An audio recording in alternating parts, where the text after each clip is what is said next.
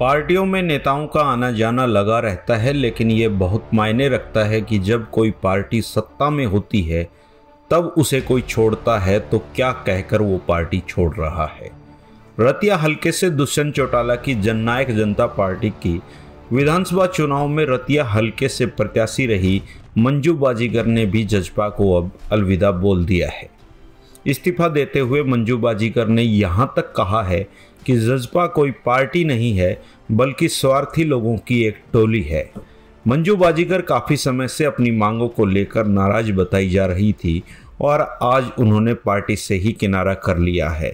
अपने इस्तीफे में मंजू बाजीगर ने लिखा है कि वो बड़े दुखी मन से सूचित कर रही हैं कि 19/9/2022 को पार्टी की प्राथमिक सदस्यता और अन्य जिम्मेदारियों से इस्तीफा दे रही हूँ, क्योंकि हल्के की जनता द्वारा जितने भी काम मुझे बताए गए मैंने सभी को एक एक डाक सेवक बनकर हाई कमान तक पहुंचाने का काम किया और उनको करवाने के लिए बार बार माननीय उप मुख्यमंत्री जी से आग्रह भी किया, परंतु वहां से सिर्फ आश्वासन मिलते रहे।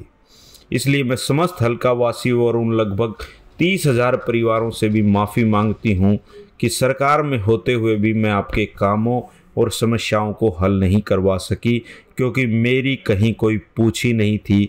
हल्के के विकास कार्यों के साथ साथ मेरे समाज की एक मांग थी कि रतिया हल्के में राज्य स्तरीय धर्मशाला बनवाई जाए, जिसका खाका बनाकर जमीन चिन्हित करके प्रस्ताव पास करवा कर भी दे दिया गया था। उस पर भी 2020 से सिर्फ आश्वासन ही मिल रहे थे।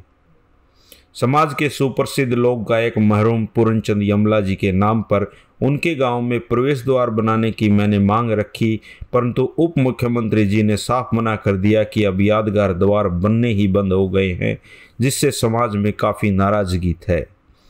मैंने उप मुख्यमंत्री जी से हल्के में आने का आमंत्रण दिया और आग्रह किया कि आप हल्के का एक दौरा करके हल्के के विकास के लिए अपना महत्वपूर्ण योगदान दें, परंतु वहाँ भी आश्वासन मिला।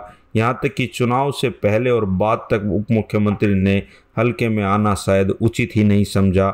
मैं जब भी जनता के सुख दुख में जाती हूँ तो लोग अपनी समस्याओं के बारे में बताते और कहते हैं कि आप सरकार में हो, हमारे काम करवाओ, परंतु मेरे पास कहने और करने के लिए कुछ भी नहीं होता है। ऐसे बहुत से साथी हैं जिनके कोई काम नहीं हो पा रहे, प्रतिदिन हो रही अनदेखी से अपमानित हो रहे हैं।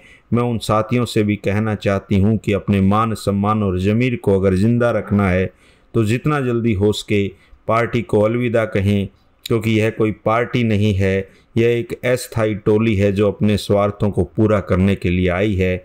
अब इसके जाने का समय हो गया है।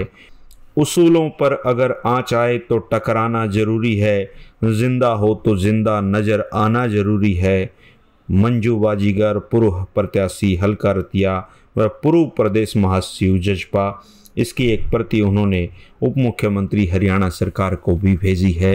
तो दोस्तों, मंजू बाजीगर के इस्तीफे पर आप क्या कहेंगे, कमेंट बॉक्स में लिखें।